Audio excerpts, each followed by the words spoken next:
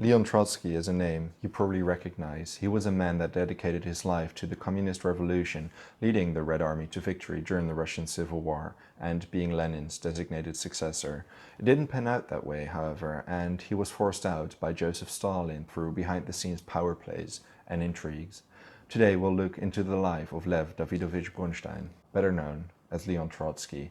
And as a small disclaimer, I got a bit carried away with writing this, as there is a lot of political theory and developments within Russian society that occurred during his life. Timestamps will be in the description to give you an overview and give you the ability to skip certain chapters that attempt to briefly summarize certain political developments. Without further ado, I hope you enjoy.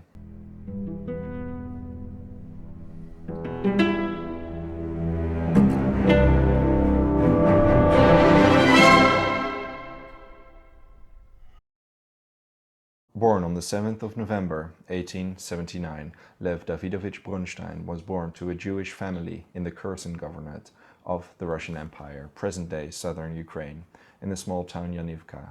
His father, David Leontovich Bronstein, was a well-off farmer. Young Lev spent his early years with him and his mother, Anna Lvovna, and his younger sister, Olga. Due to the family not being as poor as the majority of the Russian peasantry was during the 19th century, David could afford to send Lev at 8 years old to a German language school in Odessa, ensuring that Lev would receive proper education. In 1896, at 17 years old, Lev moved to Nikolaev in Ukraine in order to finish his final years of school.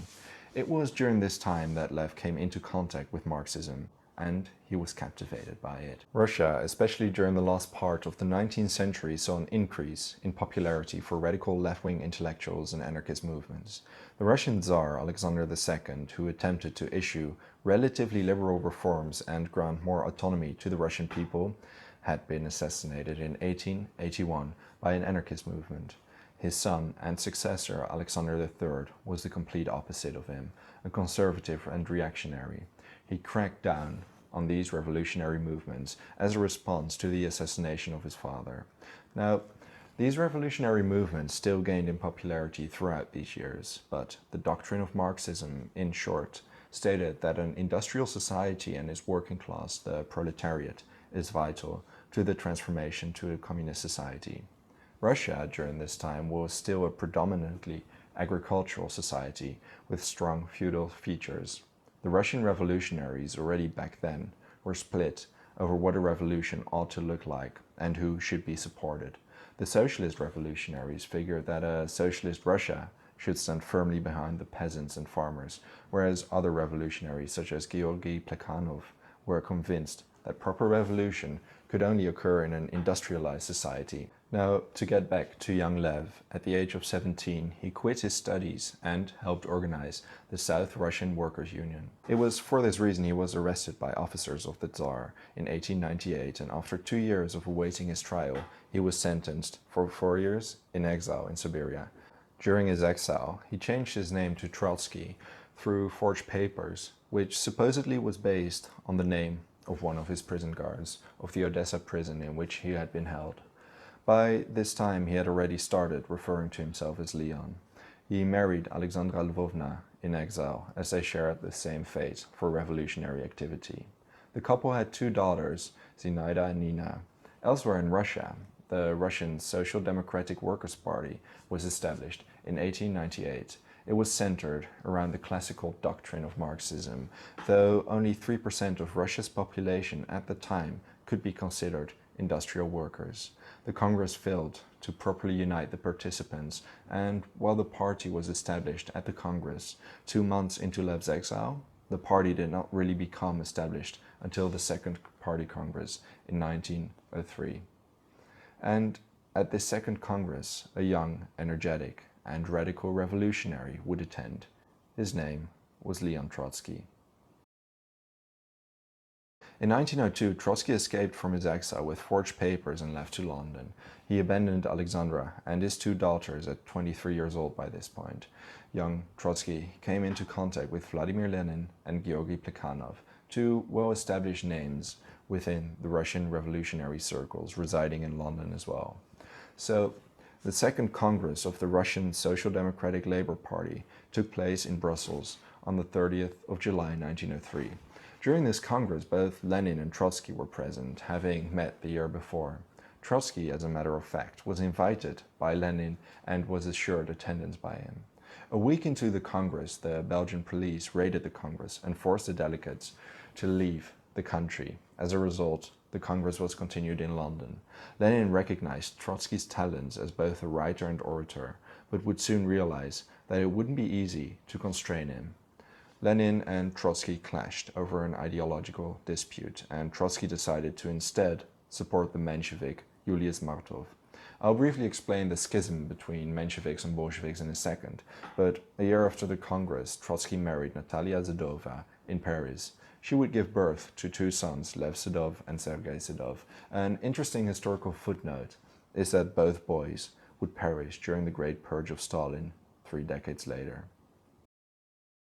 As the RSDLP and its internal structure was being established, conflict arose within the party. The main issue was about the way two factions thought the party ought to be structured. The Bolsheviks, or majority, with Lenin at their head, wanted to create a vanguard party, a party that consisted of professional and radical revolutionaries that would guide the proletariat towards their communist society.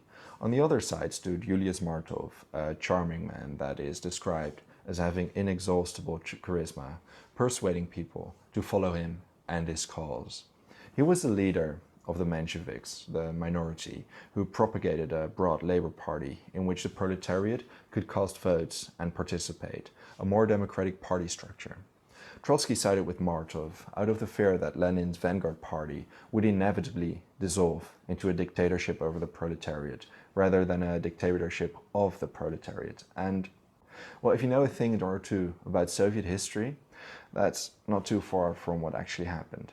Julius Martov soon discovered that Trotsky was not only a great orator and brilliant planner, but he was elusive as well, not shying away from voicing his opinion on certain matters. One of the big issues that struck Trotsky was the fact that the Mensheviks were waiting for the liberal opposition to instigate a revolution. They figured that a bourgeois liberal revolution had to take place before the proper socialist one could, and as such, they were prepared to forge an alliance with liberal factions. Trotsky would consistently voice his opposition to the conviction that liberals should grab power first. If it was up to him, it would be an armed socialist revolution as soon as possible. In 1904, this dispute led to a split between the Mensheviks and Trotsky. Not too keen to join the Bolsheviks, Trotsky would spend more than a decade as what he described himself a non-factional social democrat. During this time, he attempted to reconcile the leaders of respective factions, and as such, there were many clashes between him and several of these leaders, among which Lenin, Martov, and Plekhanov.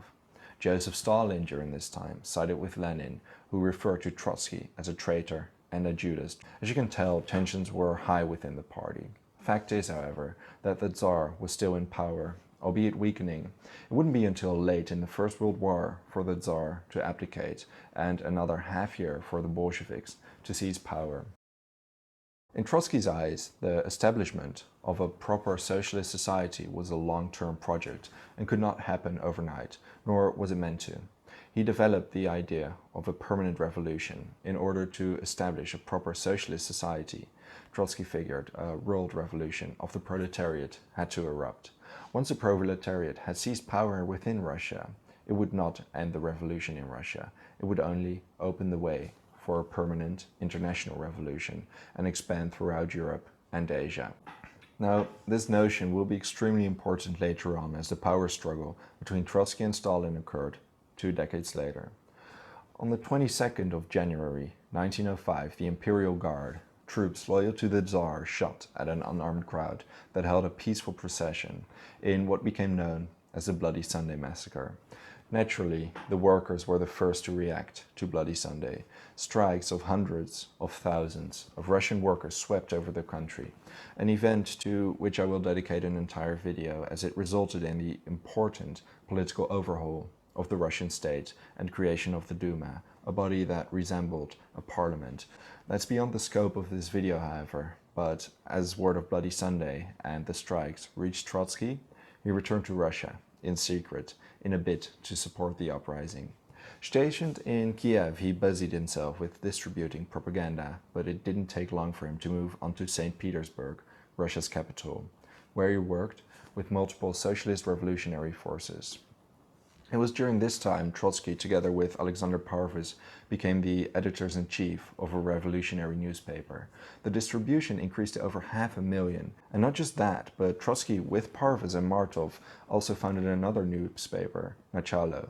During this time, a new type of workers' association, the Soviet, which translates to Council, of Workers' Deputies, was created. First set up in the textile town of Ivanovo-Voznesensk to coordinate a general strike, it was an autonomous body, not overseen by the government, in contrast to the workers' unions. Hosking writes, "The Soviets' greatest moment came in St. Petersburg in October 1905, when they organized a general strike which disrupted normal production and communications, not only in the capital, but over much of the empire. And its chairman? It was Leon Trotsky. After the arrest of its former chairman, Georgy Nozak, Trotsky was elected under the name of Yanovsky. Within the same week, however, Trotsky was arrested, once again. He was sent to Siberia in exile, once again. But after 1 year, he managed to escape during the winter of 1907, fleeing to Europe. He spent the next decade in multiple cities, among which Zurich, London, Paris, and even traveled to the United States, where he stayed in New York for a while. During his exile, he maintained an audience by publishing articles in revolutionary journals such as Pravda and Novy Mir on the theories of permanent revolution and opposing the First World War once it broke out. The First World War in Russia was the final straw that led to the collapse of the very weakened Russian monarchy. The Russian front was in a deplorable state. Millions of lives had been lost. There were ammunition and food shortages, and at the home front there was a shortage of food and nearly everything. In late February 1917, the end of the Romanov dynasty started as a bread riot in Petrograd, the name of St. Petersburg since 1914, and quickly descended into mass protests and mass desertions by Russian troops. 12 years beforehand, in 1905, Tsar Nicholas II managed to curb the revolution by issuing several small reforms, such as the instigation of the Duma. But this time, it truly was over for him. Even his most loyal advisors advised him to abdicate, and so he did. The speed at which the downfall of the Tsar occurred surprised both the Tsar's loyalists and his opponents. Trotsky was in exile in the United States when word reached him of the abdication of the Tsar, and he swiftly embarked on his journey to Russia. He realized the time of the revolution had come. The Okhrana, the Russian Imperial Secret Police, tipped the British authorities that Trotsky was on the move, and he was subsequently detained at Halifax in Canada. He was incarcerated for a month, and by the time he was released, the power vacuum had already been filled by the provisional government under Prince Georgy Lvov, who would later be replaced by Alexander Kerensky. The provisional government was dominated by the liberals, and much to Trotsky's anger, the Mensheviks and socialist revolutionaries were willing to support the government under certain conditions. Trotsky later described this period in his Lessons of October that it could be considered from two different points of view. It was either the establishment, development, and consolidation of the democratic revolution, or it was a precursor of the inevitable proletarian revolution that would follow suit.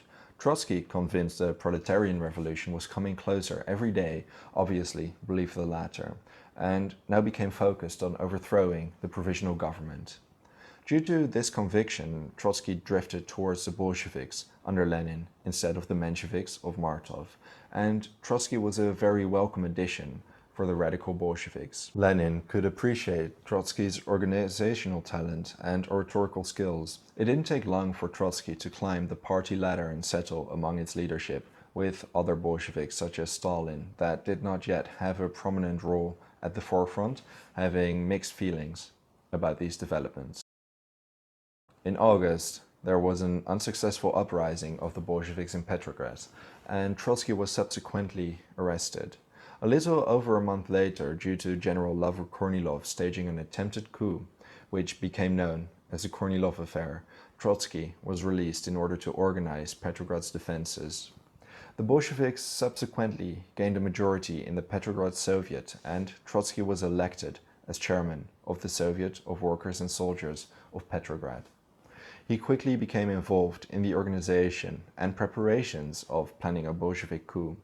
October that year saw the Bolsheviks obtaining a majority in both the Moscow and Petrograd Soviets, after which the leadership of the party figured their time was now. Well, part of the leadership. For example, Grigory Zinoviev and Lev Kamenev were vehemently opposed to the revolution, while Lenin advocated it. Trotsky sided with Lenin, and in part thanks to his organizational talent, the Bolsheviks managed to overthrow the provisional government of Kerensky.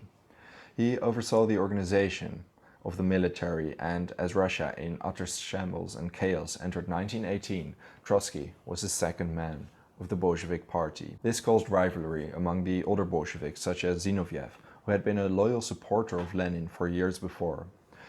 Nevertheless, the Bolsheviks were now in charge of Russia's two largest cities and had to consolidate their power in the periphery. The Bolshevik seizure of power had, as Lenin had foreseen, unleashed civil war, though it perhaps wasn't the civil war quite in the way he expected.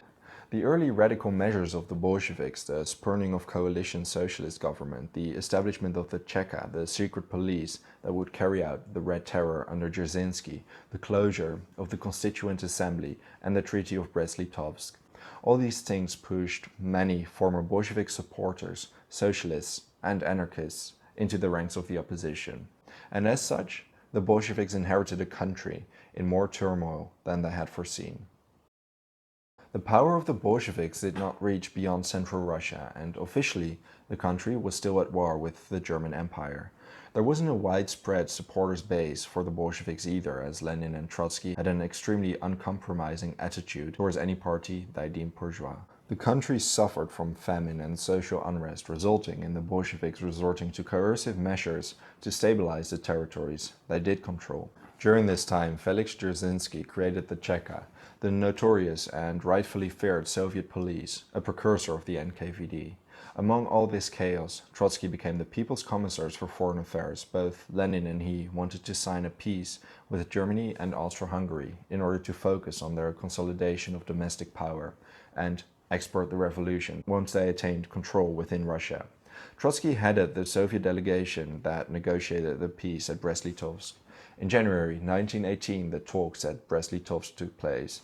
The Germans had an extremely long list of demands, concessions, and reparations.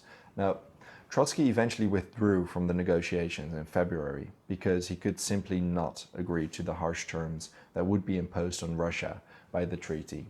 He rationalized that if they managed to wait it out, perhaps the German Imperial Army would be defeated by the Western powers, or perhaps even better, a communist uprising would erupt within the empire.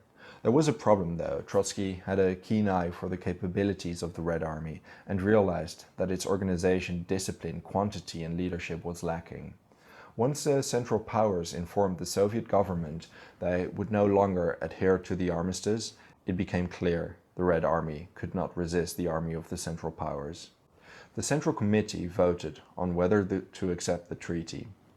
Trotsky and his supporters abstained during the vote, and the Soviets accepted the Treaty of Brest-Litovsk, facing even harsher terms than before. Upon the signing of the treaty, Trotsky resigned from his post as People's Commissar of Foreign Affairs. There wasn't any time for rest and recuperation, however. The next step was to strengthen the Red Army, and Trotsky advocated the instigation of a military council that would be headed by former Tsarist generals using their expertise. Now, this idea was met with much opposition, such as by the defense minister Nikolai Podvoisky and commander-in-chief Nikolai Krylenko. But it was seen through regardless thanks to the support of Lenin. The Bolsheviks that opposed the idea of appointing men that they had been fighting against and opposed with every fiber in their body resigned. Trotsky, having resigned as People's Commissar of Foreign Affairs, was now subsequently appointed as chairman of the Supreme Military Council and Commissar of the Army and Navy Affairs. The post of Commander-in-Chief was abolished, and as such, Trotsky was the commander of a tattered Red Army. The Red Army was now completely under his control, and he did not waste any time to transform this loosely organized bunch of rookies and bandits into an efficient, disciplined machine. Trotsky embarked on a massive campaign, together with his deputy Ephraim Skilansky, going above and beyond to build up the Red Army. Trotsky became known for instilling iron discipline on his troops, not shying away from executions, nepotism, and forced conscription. As leader of the Red Army, Trotsky was even more instrumental than before in consolidating the power of the Soviet regime in Russia. And as for the appointment of former imperial generals to the Red Army, Trotsky saw it through, and notable examples of commanders that eventually joined the ranks of the Red Army were Alexei Brusilov, a war hero from the First World War, and Alexei Polivanov, the former imperial minister of war.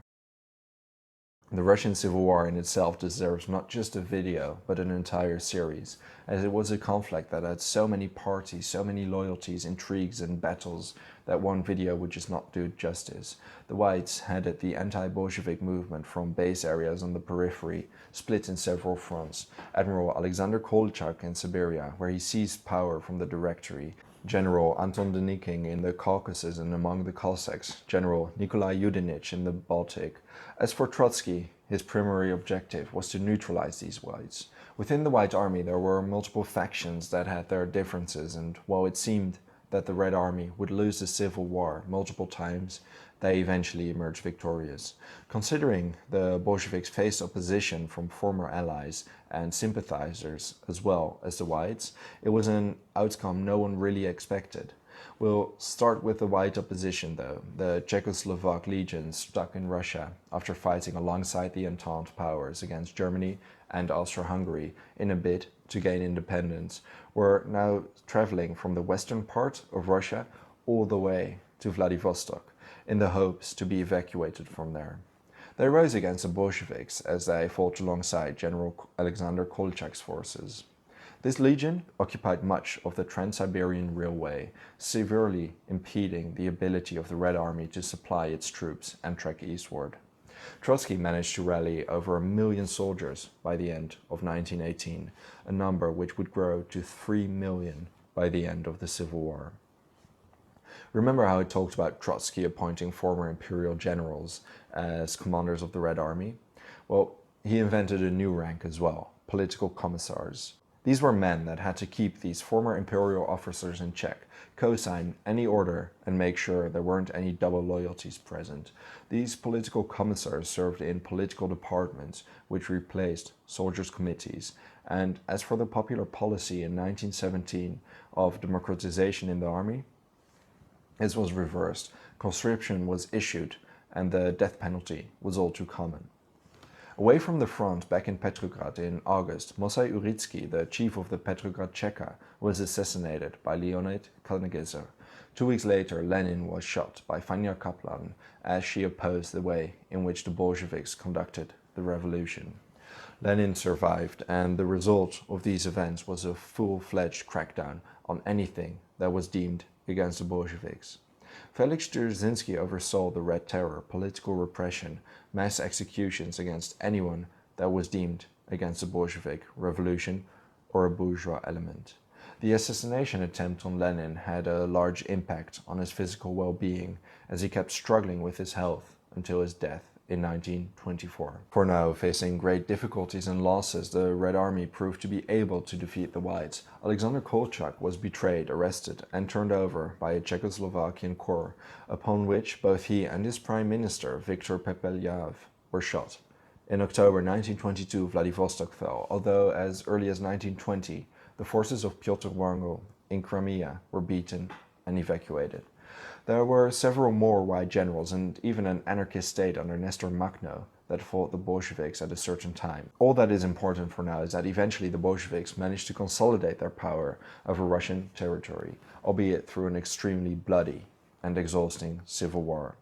When in 1920 the Bolsheviks faced threat by the newly independent Poles that wanted to reassert hegemony over lands they had lost in the 18th century, the Red Army pushed them back deep into their own territory. As I mentioned before, the Bolsheviks didn't just face opposition from the Whites, but from former Bolshevik allies as well. There were strikes of workers and farmers suppressed through Dzerzhinsky's Red Terror. In 1920, the Tambov Rebellion broke out under Alexander Antonov. It was one of the largest peasant rebellions during the Russian Civil War, and took over half a year to crush. While small skirmishes continued throughout Russia, especially in the Far East, Trotsky and the Bolsheviks were now focusing their attention on building up a new communist society. They truly wanted to invent a new Soviet man, with Trotsky proclaiming, "He will point out places for mountains and for passes. He will change the course of the rivers, and he will lay down rules for the ocean. He will become immeasurably stronger, wiser, and subtler. His body become more harmonized, his movements more rhythmic, his voice more musical." During the winter months of 1920, a debate within the Bolshevik Party regarding the status of trade unions and their role in the new communist state grew hotly debated. Trotsky, Lenin, and Bukharin formed their respective factions within the Bolshevik Party, with Trotsky seeing necessity in militarizing the means of production in order to build up the country after a devastating civil war. He propagated the fact that trade unions had nothing to fear from the communist government, which was governed by the proletariat, and as such, they shouldn't oppose the unions becoming state-controlled. Communist officials would be able to better direct the economy, organize labor and workers, and lessen the cleavage between the government and proletariat. Well, Lenin opposed this vehemently, stating that Trotsky abandoned the proletariat. While the trade union dispute might seem like a less important issue, considering there was a civil war going on in which millions of people died, it did show the loyalties within the Central Committee and the Politburo, the de facto governing organ of the Soviet Union. Bukharin eventually sided with Trotsky, whereas Stalin sided with Lenin. Trotsky wasn't going to give in, and it resulted in him being alienated from much of the Politburo, which in turn saw Stalin receive seemingly unimportant and boring, but crucial positions within the party. During the 10th Party Congress in 1921, several of Trotsky's loyalists lost their party functions and were replaced by Lenin's loyalists, and Trotsky finally gave in, dropping his opposition. Just as important was the secret party resolutions regarding party discipline adopted during the Congress. This would play a prominent role during Trotsky's demise. He had made several enemies within the Politburo, and he lost his political influence within the party, while to the outside world he was still the commander of the army and the intended successor of Lenin. During the Congress, the Kronstadt rebellion under Stepan Petrushenko broke out. The sailors demanded more democratization, as they saw the Bolsheviks as dictators over the proletariat instead of dictators of the proletariat. Sound familiar? While this rebellion was crushed in 10 days, Lenin would reflect on it as more dangerous than Denikin, Yudenich, and Kolchak, the white generals, combined. With the bloody suppression of this uprising, the last large-scale resistance against the Bolsheviks was crushed. In April 1922, Lenin appointed Stalin as the general secretary of the party, a seemingly unimportant post, but one that would change the course of Trotsky and the Soviet Union as a whole forever. And another question remained: how should socialism be built? Two groups opposed each other within the party. Trotsky proposed a crash program of heavy industrialization financed by high taxes, the so-called netmen. He was opposed by Bukharin, who thought it suicidal and wanted to encourage the private economy, especially in the agricultural sector. Stalin initially supported Bukharin, but gradually withdrew to let the two fight it out, while he built up the party apparatus behind the scenes, appointing loyalists to crucial positions, husking rights. Most communists had not spotted that this was where the real power lay. Once political parties, institutions, and social classes had been destroyed, they were content to let Stalin assemble and classify his personal files, not fathoming their potential. He would eventually oppose the old intellectuals and Bolsheviks supported by the new loyalists, and Trotsky would be one of his first, certainly his most important target. In 1922, Lenin suffered his first stroke. He was a very ill man during the last years of his life.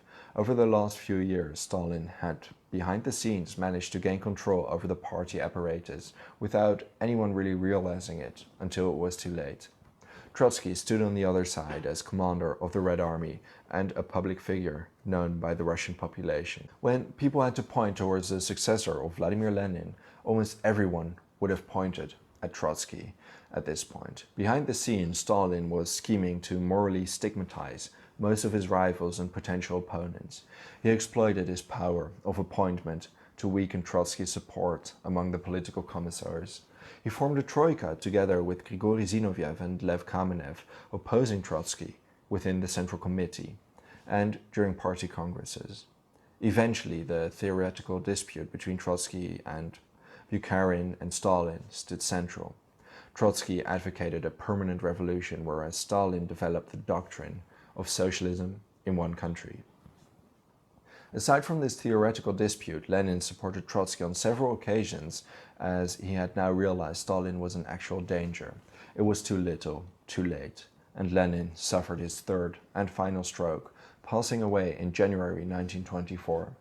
Trotsky was outmaneuvered by Stalin and gradually pushed out of the party, passed for important positions and facing more hostility from Stalin's appointed loyalists.